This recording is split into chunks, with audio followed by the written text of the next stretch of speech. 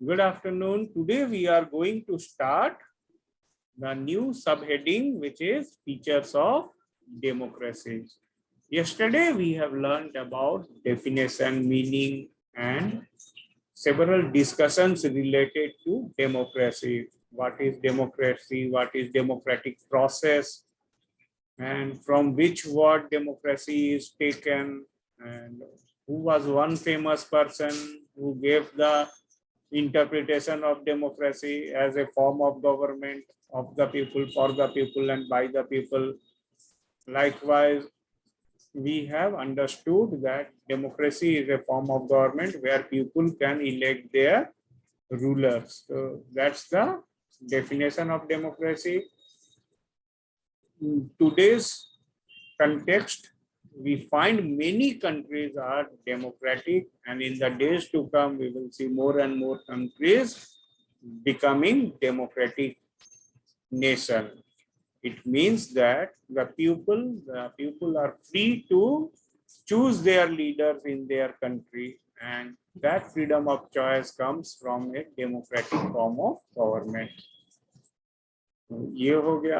आज हम लोग पढ़ेंगे फीचर्स ऑफ डेमोक्रेसी. आखिर डेमोक्रेसी में हम अगर वोट करते हैं, गवर्नमेंट चुन लेते हैं, तो सबके लिए क्या सिस्टम में क्या क्या बेनिफिट रखे हुए हैं. तो उसमें पहला है कि decisions are taken by elected leader. कभी कभी जो होते हैं कि डिसीजन जो है वो इलेक्टेड लीडर भी गलत ले लेते हैं. ऐसा तो हो ही सकता है, लेकिन सुधारने का भी तरीका है हमारे पास. अगर डेमोक्रेसी में अगर मान लो डिसीजन गलत हो जाता है तो उसको हम चेंज कर सकते हैं, और इस तरह से एक्सपीरियंस बढ़ता जाता है और हमारे लीडर का डिसीजन मेकिंग एबिलिटी अच्छे होने लगते हैं.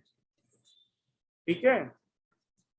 तो डेमोक्रेसी में जो लीडर है वो छोटे मोटे डिसीजन लेते हैं या कुछ मेजर डिसीजंस लेते हैं. चलो देखते हैं कौन रेस्पॉन्ड करोगे. Sir major decisions. गुड. एक जन बोले हो. और कोई बोलना चाहते हो? Small decision, major decision, big decision? Major decisions. Major. तो इसका मतलब ये है कि जो देश के चुने हुए लीडर है वो अपने अपने जगह के कुछ बड़ी समस्याएं जो है, कुछ ज्यादा इमरजेंसी और ज्यादा नेसेसिटी पर वो डिसीजन लेते हैं, ना कि हर घर का जरूरत को वो देख के आके डिसीजन लेते हैं. हर घर का मामला को अगर वो डिसीजन में अपने मतलब जिम्मेदारी में रखने लगे तो वो बेचारा तो काम करते करते थक जाएगा, और ये पॉसिबल नहीं है. तो कोई एग्जाम्पल बता सकते हो कोई बड़ी डिसीजन, मेजर डिसीजन के बारे में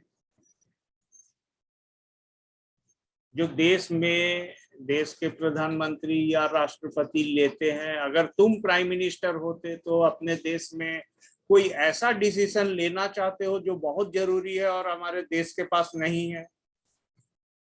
थोड़ा सोच के बताओ.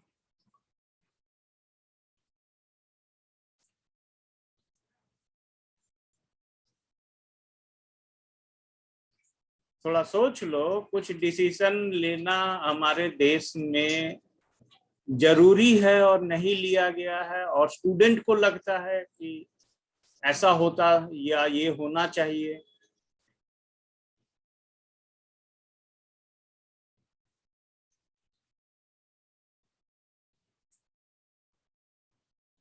टेररिस्ट हमारे कंट्री में आएंगे और ब्लास्ट करेंगे, हम उन्हें छोड़ देंगे? बताओ. No sir. No sir. नहीं ना. तो हमारा देश टेररिज्म को सपोर्ट करेगा, है ना? No sir. No sir. Terrorism को सपोर्ट नहीं करेगा. Yes sir. अच्छा, चलो भेदभाव हमारा देश करे? कोई हिंदू है, कोई मुस्लिम है, कोई गोरा है, कोई काला है, नो सर. कोई गरीब है, भेदभाव करे ना? सपोर्ट करे? No sir. नहीं. अच्छा. हॉस्पिटल बनना चाहिए? Yes sir. Yes sir. अच्छा. और रेलवेज में भी कुछ नए स्टेशन बन जाए, कोई नई रूट बन जाए, कहीं इलेक्ट्रिफिकेशन हो जाए, और ज्यादा से ज्यादा ट्रेन जो है चले, लोगों को फैसिलिटी मिले, रिजर्वेशन मिल जाए, ये सब डिसीजन ले सकते हैं railway. Yes, sir. Yes, sir. ओहो, तो ये अब कितने लोगों को थोड़ा आइडिया हो गया कि देश में कुछ बड़ी डिसीजन लेने होते हैं तो हमारे लीडर को हम लोग सिलेक्ट किए हैं। अच्छा, वुमेन के साथ डिस्क्रिमिनेट होना चाहिए, वुमेन के साथ भेदभाव No, होना sir. चाहिए ना? No, sir. No, sir. India का ट्रेडिशन है भाई, औरतों को क्यों भाई बाहर नौकरी करने देंगे? औरतें ओलंपिक में क्या करेगी जाके? अगर गोल्ड सिल्वर लाई तो ओलंपिक में उनके मेडल का क्या वैल्यू है? कोई वैल्यू नहीं है। देश का इज्जत तो नहीं बढ़ा औरतों के चलते, वुमेन के चलते, और उनको घर में पर्दा सिस्टम में रखना चाहिए और उन्हें बाहर नहीं निकलने देना चाहिए। इससे देश को महान मान सकते हैं? No, sir.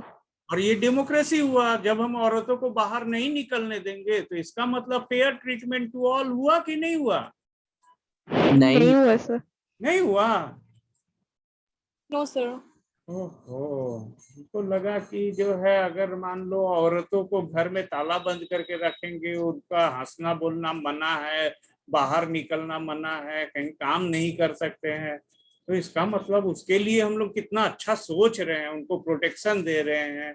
उनके साथ सोशल इनजस्टिस, क्राइम हो सकता है, टॉर्चर, एक्सप्लॉयटेशन हो सकता है, तो उससे तो हम उनको प्रोटेक्शन दे दिए। No, उनको पिंजरे में बंद करके रखने से और अच्छा होता, ज्यादा प्रोटेक्टेड रहते ना। No, sir.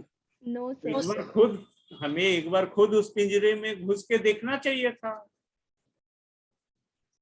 है ना? Yes, sir. अगर हम ऐसा सोचते हैं तो हमें खुद उस पिंजरे में घुस के देखना चाहिए था। मैं किसी से बाहर नहीं बात करूंगा, किसी से हंसूंगा नहीं, बात नहीं करूंगा, बाहर नहीं निकलूंगा, नौकरी नहीं करूंगा। तो जब मेरे साथ ऐसा ट्रीटमेंट मुझे गलत लगता है तो ये किसी के साथ ऐसा नहीं होना चाहिए। और एक एग्जाम्पल है तुम्हारे बुक में, अब वो बहुत पुरानी बात है, 1999 की बात है, पाकिस्तान की बात है। कोई बता सकते हो पाकिस्तान 1999 में क्या हुआ? थोड़ा बहुत idea? Sir, in 1999, a military coup was led by General Pervez Musharraf. Very good. Military coup का मतलब जानते हो?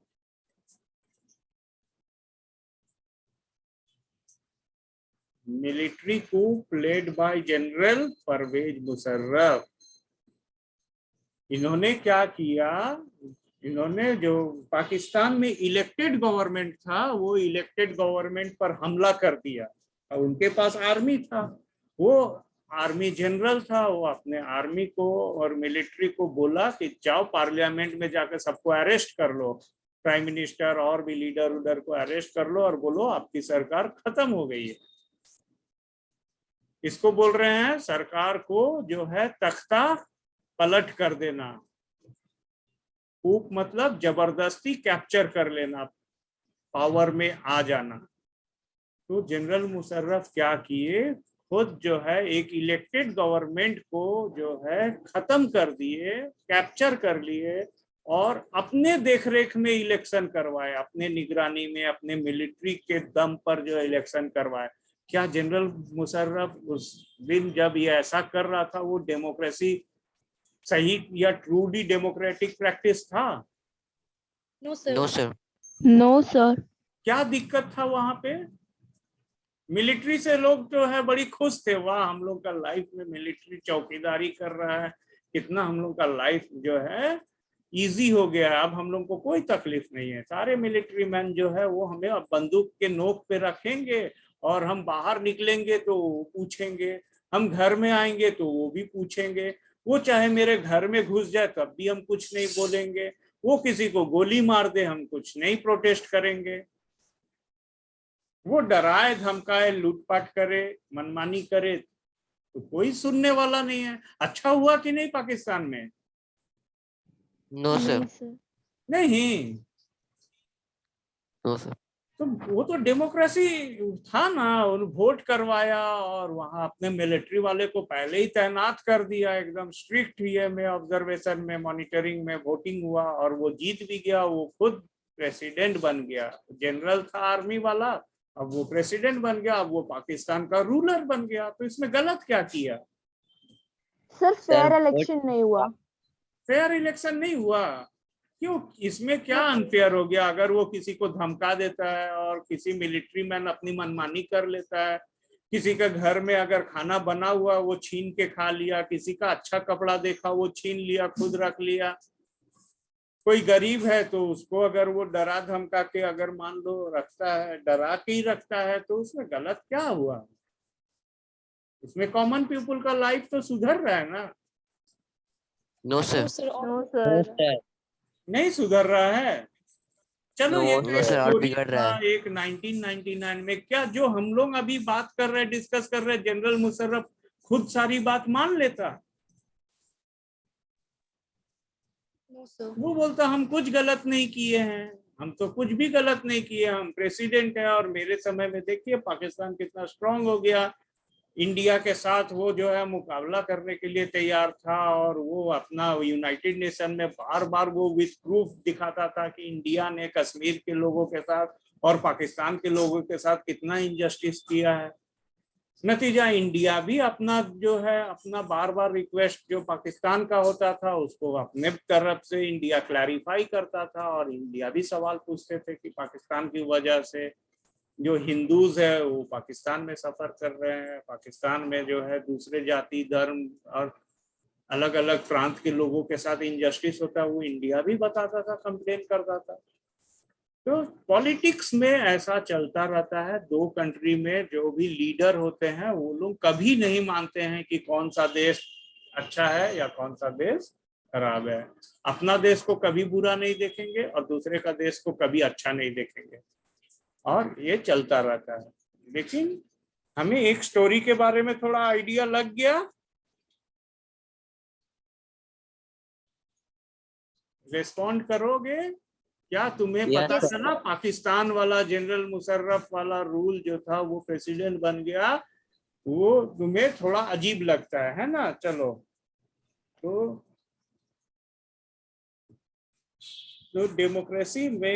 डेमोक्रेसी अगर सही में ट्रूली अगर डेमोक्रेसी को लाना है तो इलेक्टेड रिप्रेजेंटेटिव्स का ही डिसीजन को जो है वैलिड माना जाना चाहिए। और सबसे पहले तो पाकिस्तान में जब वो पावर में आया और कैप्चर कर लिया, गवर्नमेंट को जो है ये कर दिया, कैंसिल कर दिया है ना, तो उसी समय उसको अरेस्ट कर लेना चाहिए था, भले ही वो मिलिट्री जनरल था, लेकिन ऐसा नहीं हुआ। चलो नेक्स्ट फीचर है free and fair electoral competition. तो free and fair electoral competition का मतलब जो है हम लोग आज जो है सब जानते हैं कि फ्री मतलब सब कोई जो है अपना वोट देने के लिए फ्री है। हम वोट नहीं दिए तो मुझसे कोई सवाल नहीं करेगा, अगर हम वोट दिए तो भी मुझे कोई नहीं पूछ सकता है कि हमने किसको वोट दिया। कितने लोगों को बात समझ में आया? फ्री का मतलब सर आ गया। Yes, sir. आ गया। अगर हम वोट नहीं देते हैं तो भी कोई प्रॉब्लम नहीं है, अगर वोट दे के आए तो कोई पूछ नहीं सकता है कि हमने किसको वोट दिया। और हम वोट जिसको देते हैं वो भी जगह सीक्रेट होता है, वोटिंग एरिया जो है वो कवर्ड होता है, और वोटिंग डिवाइसेस में भी जिसको हम वोट दे रहे हैं वो अगला पोलिंग ऑफिसर हो या कोई भी मान लो पार्टी वर्कर हो, किसी को पता नहीं चलता है कि मेरा वोट किस पार्टी को गया है। तो ये हो गया फ्री। और फेयर इलेक्शन मतलब, चलो बताओ फेयर इलेक्शन मतलब? तो जिसमें डरा धमका के वोटिंग ना करवाया गया हो। डरा धमका के, छीन के, और जो है पैसा देके। किसी को कंप्यूटर दे दिए, किसी गांव में जाके लोगों को प्रॉमिस कर दिए कि भाई तुमको नौकरी दे देंगे, इतने पैसे दे देंगे, कुछ लालच दे के अगर मान लो हम वोट करवा लेते हैं सर तो पर गांव तरफ तो अभी भी लोअर कास्ट को पैसा और बियर देके कर लेता है एक्सेप्ट कि लेकिन हम लोग को लेकिन इसको जो है हम प्रूफ नहीं कर सकते हैं। Yes sir. तो प्रूफ नहीं कर सकते हैं, इसी वजह से इसको हम लोग जो है ब्रैकेट में रख लेंगे और हम लोग मान लेंगे कि सब कुछ फेयर हुआ। फैसला लोगों को करना है, कॉमन पीपुल को पता चल जाए तो उनको जरूर ऐसे पार्टी को कभी वोट नहीं देना चाहिए जो इस तरह का अनफेयर मैनर में वो जो है वोट जीतना चाहता है। जो अनफेयर मैनर में वोट जीतना चाहता है और लोगों को, कॉमन पीपुल को अगर पता चल जाए तो जरूर लोगों को अपना राइट, अपना पावर को यूज करना चाहिए। चलो, तो यहाँ पे जो है चाइना में भी जो है इलेक्शन होते हैं, है ना। थोड़ा सा हमको कुछ बता सकते हो कि चाइना में भी एक पार्टी है और उसके डेमोक्रेसी, चाइना भी बोलता है कि वो डेमोक्रेसी है, लोगों को ओपिनियन दिए हैं, ऑप्शन दिए हैं, जो है तुमको थोड़ा बताना है कि चाइना में जो इलेक्शन होते हैं वो किस तरह का होता है, क्या उसमें कुछ टर्म्स एंड कंडीशंस है, क्या लोगों के पास फ्रीडम है, अलग अलग पार्टी बनाने का राइट है, तुम वहां चाइना में कोई नई पार्टी बना सकते हो?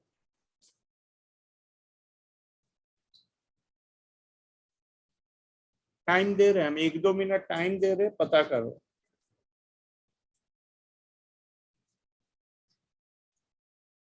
देखो, there are small parties, 6 to 8 parties are there, but government is always formed by the communist party. इसको थोड़ा अंडरलाइन कर लेना है।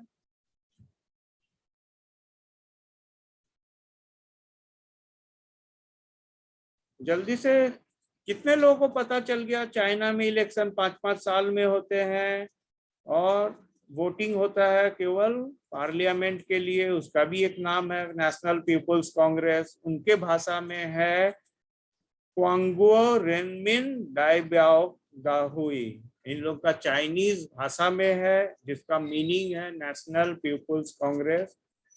It has the power to appoint the president of the country and there are 3000 members. China का population 1.5 billion है, मान के चलो इंडिया से थोड़ा ज्यादा,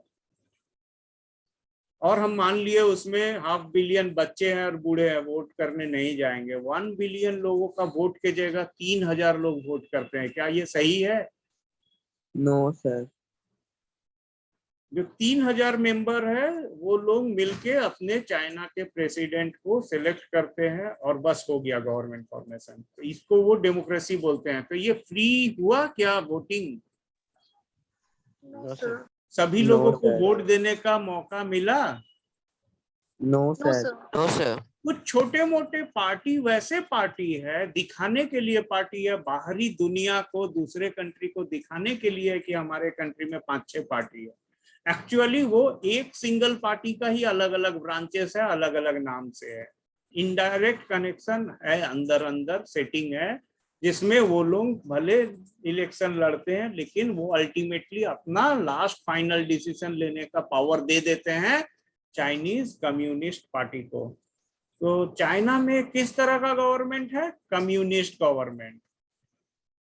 कितने लोगों को समझ में आया? यस सर, आ गया। इसका मतलब पीपुल्स गवर्नमेंट है वो, लेकिन हर आदमी को इंडिपेंडेंट वोट देने का पावर नहीं है, राइट्स नहीं है ना। तो देयर आर स्मॉल पार्टीज। अच्छा चलो, थोड़ा सा बताओ, मेक्सिको एक कंट्री है, कोई बता सकते हो मेक्सिको कौन से कॉन्टिनेंट में है? Yes sir. हाँ बताओ, मेक्सिको कौन से कॉन्टिनेंट में है?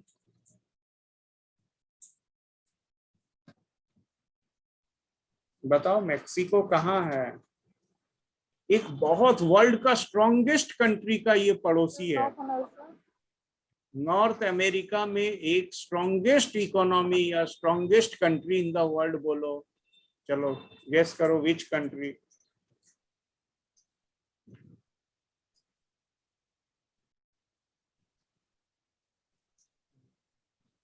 मेक्सिको यूएसए का बॉर्डर स्टेट है, ठीक है, एक कंट्री है। United states of America USA का ही पड़ोसी देश है। यूएसए के साउदर्न पार्ट में जो है, यूएसए के साउदर्न पार्ट में जो है मेक्सिको जो है एक कंट्री है और वहां पे भी इलेक्शन होते हैं, और बताओ वहां पे भी फ्री एंड फेयर इलेक्शन होते हैं, या वहां का पॉलिटिकल पार्टी भी जो है कुछ अनफेयर तरीके से वोट करवाते हैं, काउंटिंग करवाते हैं, बूथ कैप्चरिंग करवाते हैं? जल्दी से बताओ, पढ़ के पता करके बताओ। Unfair तरीके से कराते हैं। वहां कुछ अनफेयर है? Yes, हमेशा sir. हमेशा वही पार्टी जीत जाता है, जो एक बार पावर में आ गया बार बार वही जीत जाता है, और कॉमन पीपल वोट देते हैं, पता नहीं उनका वोट को ये सही सही काउंट करते हैं कि नहीं। क्या करते हैं ये लोग, एक बार बता सकते हो कि मेक्सिको के लोग क्या करते हैं अपना इलेक्शन से पहले या इलेक्शन की तैयारी में? ये क्या करते हैं, क्या तरीका अपनाते हैं? कोई गवर्नमेंट स्टाफ है, उनको कुछ इंस्ट्रक्शन दे के रखते हैं क्या? Sir, they use dirty tricks to win the election. हाँ, फिर क्या करते हैं वो? All those who were employed in government offices had to attend the party meeting. वो पार्टी मीटिंग में जितने सरकारी नौकरी में लोगों को नौकरी दिए हैं सबको कंपलसरी बोलते हैं कि आपको मीटिंग में आना है। तो teachers of government school use to force parents to vote for PRI party. वो सारे शिक्षक का जो है ऑनेस्टी को मिसयूज कर रहे हैं। Teachers are honest, teachers are respectable person in the society. अब ये टीचर से बुलवाते हैं गांव गांव में जाके। मेक्सिको थोड़ा डेवलपिंग कंट्री है, तो गांव गांव में टीचर से बुलवाते हैं कि PRI पार्टी को वोट दीजिए। और यही जॉब है गवर्नमेंट नौकरी में कि वो पार्टी जो है जितने गवर्नमेंट में लोगों को जॉब देते हैं उनसे अपने पार्टी के लिए कैंपेनिंग करवाते हैं। और इस तरह से क्या ये इलेक्शन फेयर है? क्या लोग अपना डिसीजन खुद ले सकते हैं, वोट दे सकते हैं? No sir. No, sir. नहीं। तो ये देखो, डेमोक्रेसी, सब बोलने के लिए डेमोक्रेसी है, और उसमें अंदर अंदर बहुत सारा डर्टी ट्रिक्स, अनफेयर मीन्स होते हैं। तो लेकिन डेमोक्रेसी जो है, अगर दिखावा भी कर रहे हैं और 50% खराब है तो 50% अच्छा भी है। लेकिन डिक्टेटरशिप वो 90% खराब है, 10% अच्छा है। कितने लोग को ये बात समझ में आया? Yes sir. If we criticize democracy, then okay, but still it is better than other forms of government like communist government, जो कि 1 बिलियन लोगों को पूछा ही नहीं, बताया ही नहीं, इलेक्शन भी हो गए, मेंबर भी चुन लिए गए और पार्टी चलता रहता है। ठीक है, तो इस तरह से जो है हम लोगों को कुछ एग्जाम्पल मिला है कि डेमोक्रेसी में होना क्या चाहिए, वो हम लोग पढ़ रहे हैं। तो फीचर्स में सेकंड फीचर हो गया free and fair election is a feature of democracy. Next, 1 person 1 vote 1 value. तो इसका मतलब है कि जब हम वोट देंगे तो मेरा वोट काउंटिंग 1 होगा। लेकिन कुछ ऐसे भी कंट्री है क्या जहां वोट का अनइक्वल वैल्यू है?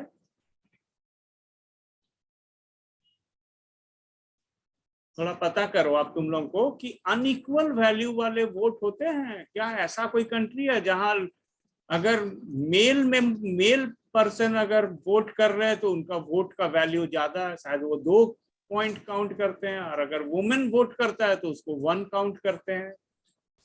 ऐसा है तो क्या ये सही है? वुमेन का वोट का वैल्यू 1 और मेन का वोट का वैल्यू 2। क्या उनके कंट्री में कभी भी वुमेन लीडर आ पाएंगे जिनका No, sir. वोट का वैल्यू 1 है और मेन का वोट का वैल्यू 2 है? गिनती में बोलेंगे कि जो जीता, जिसको ज्यादा वोट आए। क्या वुमेन का वोट कभी भी ज्यादा आ सकता है? No, sir.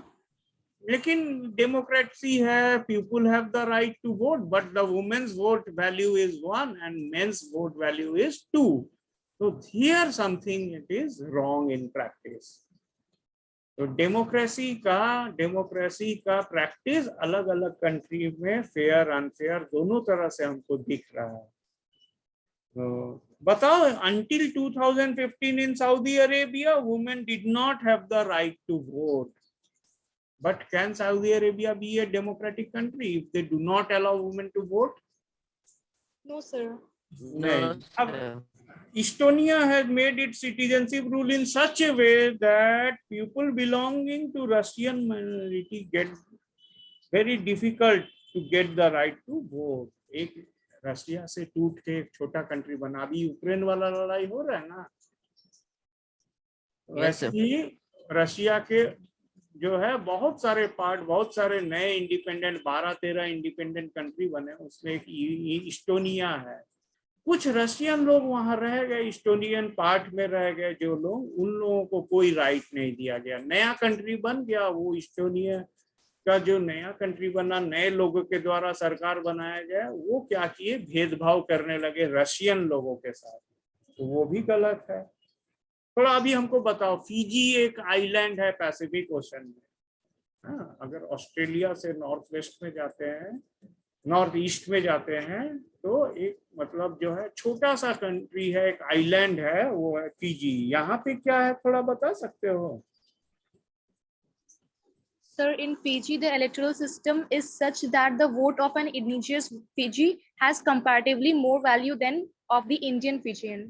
हाँ, तो फिजी आइलैंड में इंडियन लोग हैं, वो लोग हिंदी बोलते हैं, वहाँ का नेशनल लैंग्वेज हिंदी भी है. और जो ओरिजिनल फिजियन लोग हैं, फिजी के जो रहने वाले लोग हैं, और जो इंडियन कम्युनिटी लोग हैं, तो उन दोनों में क्या कुछ भेदभाव है? Yes, sir. क्या भेदभाव है? फिजी के लोग वोट करेंगे तो उसकी वैल्यू ज्यादा है, इंडिया के लोग वोट करेंगे, जो फिजी में रहने वाले इंडियन कम्युनिटी है वो वोट करेंगे तो उनकी वैल्यू कम है. तो हमें कुछ एग्जाम्पल मिले हैं कि 1% 1 वोट 1 वैल्यू बहुत सारे कंट्री में नहीं है. तो हमें 1% 1 वैल्यू रखना चाहिए? Yes, sir. 1% 1 Yes, vote sir. And 1 value रखना चाहिए. Yes, sir. अच्छा, एक आदमी 2 बार वोट दे सकता है सेम डे में? No, No, sir. sir. अगर दे दे तो वो Sir, फेयर one है vote कि cancel हो अनफेयर जाता है. प्रैक्टिस है? Fair. Unfair Unfair practice. practice. ये गलत ना है. Yes, sir. अच्छा चलो, मान लो बिहार में वोट दे दिए, फिर बंगाल में वोट दे दिए, फिर उड़ीसा में जाके वोट दे दिए, तो क्या हम 3 स्टेट में जाके वोट दे के आ सकते हैं? No, sir. नहीं. तो इसको रोकने का क्या तरीका है? क्या वोटर लिस्ट होना चाहिए? क्या voter Yes, sir, card voter देना ID card. चाहिए? वोटर कार्ड देना चाहिए, वोटर लिस्ट बनना चाहिए, हर लोकेलिटी में, हर बूथ में वो वोटर को मार्क कर लेना चाहिए वोट देने के बाद. एक बार वोट दे दिए, एक निशानी लगा दिए फिंगर में, जिससे कि उसको दोबारा वोट का मौका ना मिले. अगर वो दोबारा वोट देने जाए तो अगला इलेक्टोरल ऑफिसर का फर्ज है, उसका ये मोरल ड्यूटी हो जाता है कि वो चेक करे कि उसके फिंगर में बैलेट वाला इंक है कि नहीं. वोटिंग के बाद एक इंक होते हैं जो आसानी से नहीं मिटता है 2-3 दिन तक, वैसा इंक है जिससे मार्क कर लेते हैं और हम उसको रिजेक्ट कर देते हैं कि नहीं, तुम एक बार कहीं जरूर वोट दिए हो और तुम वोट देना अलाउ नहीं है. तो हम कुछ ऐसे सेफ्टी मेजर, ऐसे सिस्टम ला सकते हैं जिससे ये प्रैक्टिस हो सकता है. चलो नेक्स्ट पॉइंट क्या है? Rule of law and respect for rights. Rule of law. मान लो बी आर अम्बेडकर ने कॉन्स्टिट्यूशन लिखा. नाम सुने हो B R Ambedkar? Yes, sir. और वो कॉन्स्टिट्यूशन लिखने के बाद बोलता कि अगला कॉन्स्टिट्यूशन में जो भी बेनिफिट है, जमीन जायदाद नौकरी है, सिर्फ मेरा ही बेटा और मेरे ही परिवार के लोगों को पहले दिया जाएगा. हमने कॉन्स्टिट्यूशन लिखा और मेरे परिवार के सारे लोगों को वीवीआईपी ट्रीटमेंट करना है, उनको नौकरी देना है, उनको प्रेफरेंस देना है, वो जो चाहेंगे ये देश उनको जरूर पूरा करें. क्या वो कॉन्स्टिट्यूशन लिख सकता था ऐसा? No, sir. नहीं. इसमें कुछ मतलब गलत लग रहा है क्या? उन्होंने इतना अच्छा देश को कॉन्स्टिट्यूशन दिया, वो तो चाहेगा ना कि उनका बेटा बेटी पोता पोती और सारे उनके खानदान, उनके रिलेटिव सबको जो है बेनिफिट मिले. भाई यस कि नो? No, sir. No, उनको sir. बेनिफिट, कॉन्स्टिट्यूशन लिखने के लिए जो है उनको पर्सनल कोई बेनिफिट नहीं ले सकते हैं। हमने कॉन्स्टिट्यूशन लिखा, देश के लिए लिखा, और देश नियम और कानून के मुताबिक चलता है। तो क्या ऐसा भी कर सकते थे कि तुम B.R. अम्बेडकर के बेटे हो, पोते हो, तुम्हें अब नौकरी नहीं दिया जाएगा क्योंकि ऑलरेडी तुम्हारे दादाजी बहुत महान आदमी है, तुम्हें नौकरी की क्या जरूरत है? तुम क्रिकेट क्यों खेलोगे, तुम स्कूल में क्यों एडमिशन लोगे, तुम खाना क्यों खाओगे? सब तुम्हारे दादाजी, तुम्हारे पापा B.R. अम्बेडकर साहब है, बहुत महान आदमी है, उन्होंने सैक्रिफाइस किया, इसलिए तुम्हें भी नौकरी नहीं मिलेगी। ऐसा कर सकते थे? No, sir. No, sir. No, ऐसा भी sir. नहीं ना। रूल ऑफ लॉ No, बराबर है, अगर वो डिजर्व करता है तो उसको कोई रिकमेंडेशन, कोई स्पेशल जो है प्रेफरेंस देने की जरूरत नहीं है। ठीक है, अगर हम गांधी जी के भी परिवार से बिलोंग करते हैं तो मेरे साथ भी वही ट्रीटमेंट होना चाहिए जो कॉमन पीपल के साथ होना चाहिए। जस्टिस मुझे भी मिलनी चाहिए, जस्टिस कॉमन पीपल को भी मिलने चाहिए। तो हम अगर कोई बहुत फेमस फ्रीडम फाइटर या लीडर या मान लो कि इम्पोर्टेंट पर्सन के घर से बिलोंग करते हैं या मेरा उनके साथ पहचान है, तो हम मिसयूज नहीं करेंगे। तो डेमोक्रेसी जो है वो कानून बन जाने के बाद कॉन्स्टिट्यूशन के मुताबिक काम करता है, और it has respect for rights, it has respect for rights. ये कितने लोगों को पता चल गया? Yes, sir. समझ आ गया। हाँ, features of democracy, features of democracy में हम मनमानी नहीं करेंगे, और हम अगर मान लो कॉन्स्टिट्यूशन लिखे हैं तो हम भी अपने लिए भी वैसा ही ट्रीटमेंट होना चाहिए जैसे बाकी कॉमन पीपल के साथ होता है। And respect for rights means इसमें वुमेन है और अपर कास्ट है, लोअर कास्ट है, अमीर गरीब, गोरा काला, ऊंचा नीचा, जितने तरह के भेदभाव है सबको खत्म करना है, और कानून की नजर में सब कोई बराबर है। Everyone is equal in the eyes of law. तो देखते हैं, जिम्बाब्वे में एक पार्टी है, थोड़ा कौन बता सकते हो? 1980 में जिम्बाब्वे में एक पार्टी था, नाम बता सकते हो? ZANU PF. जानू PF एक पार्टी है। किनसे ये लोगों को आजादी मिला? White minority people, white minority people. White minority means British, और जिम्बाब्वे के लोग अफ्रीकन है, यानी जिम्बाब्वे के लोग निग्रो या ब्लैक कलर के लोग हैं, और उनके देश में व्हाइट यानी ब्रिटिशर्स लोग रूल करते थे, जो संख्या में कम होने के बावजूद भी जिम्बाब्वे को रूल कर रहे थे।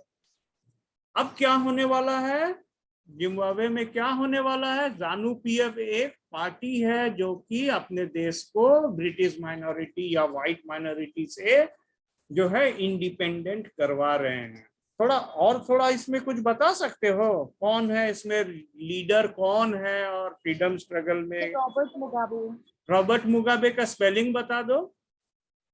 ROBERTMUGABE. Mugabe.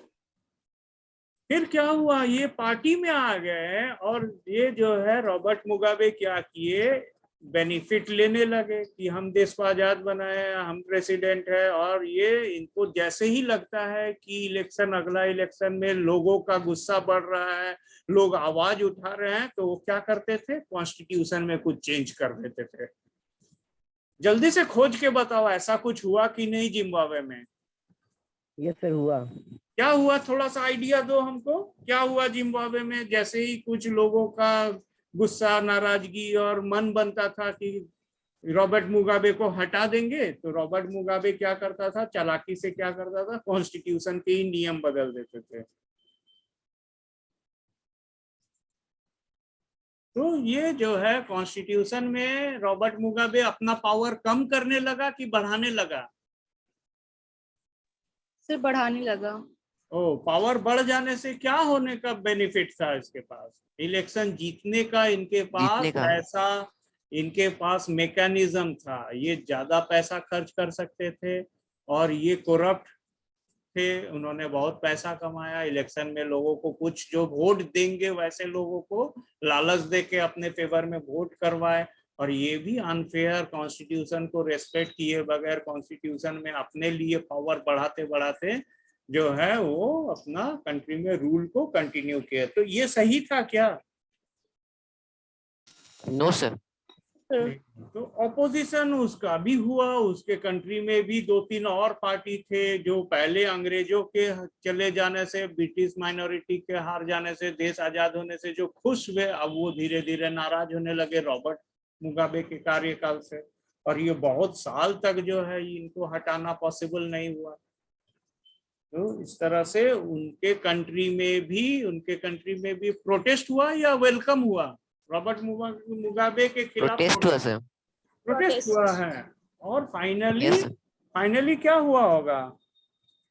सर उनका गवर्नमेंट इलीगल डिक्लेयर कर दिया गया। अच्छा, गवर्नमेंट को ही इलीगल डिक्लेयर कर दिया गया, लोगों को बड़ी तकलीफ उठाना पड़ा।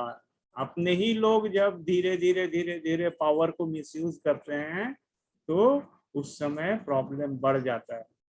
ठीक है, तो थोड़ा थोड़ा आइडिया लगा, रूल ऑफ लॉ को कैसे बेंड कर लिए, अपने फेवर में यूज करने लगे, और ह्यूमन राइट्स को किस तरह से वो लोग जो है मिसयूज किए हैं, डिविएट किए हैं, लोगों को कुछ को लालच दिए, कुछ को डिस्क्रिमिनेट किए हैं सिर्फ पावर में रहने के लिए।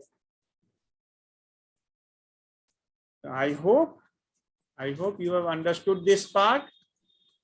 Yes, sir.